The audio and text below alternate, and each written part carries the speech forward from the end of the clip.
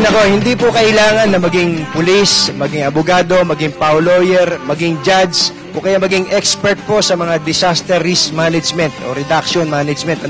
Hindi po kailangan niyan para maging Pangulo ng Republika ng Pilipinas. Kailangan din po alam niya kung ano ang kanyang gagawin tungkol po sa mga problema ito. Nako, napaka-importante niyan. Di ba, Atom, Nenia? Oo naman. Ako kanina na-realize ko, bagamat sinabi mo na hindi dapat maging rason yung kakulangan sa sweldo para hindi ka ma-tempt na gawin yung mga illegal. Oo.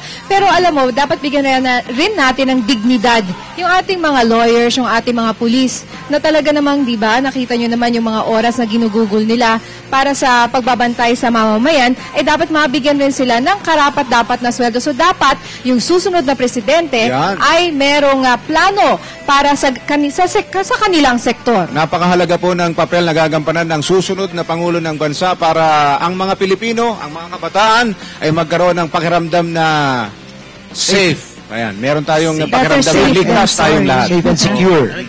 Alam mo, kanina na papag-usapan, parang lawak-lawak ng problema. Totoo naman na talagang marami tayong kailangan na sikasuhin at ayusin para maging safe talaga tayo sa ating sariling bansa. Pero nabanggit nyo na rin naman na madali naman ito sa totoo lang. Hindi naman natin kailangan isipin na wala tayong magagawa, napakakawawa naman natin. Kailangan lang ng susunod na mga pinuno natin, mga leaders, ay meron talagang meron talaga silang kagustuhan na mabago yung sitwasyon sa atin. At mga kabataang may pakialam. Yan. Yun. Nasa atin rin. Hindi lang tayo rely sa ating mga politiko, sa mga pangulo, kundi nasa atin rin ang sagot sa ating mga problema. Ano nga ba?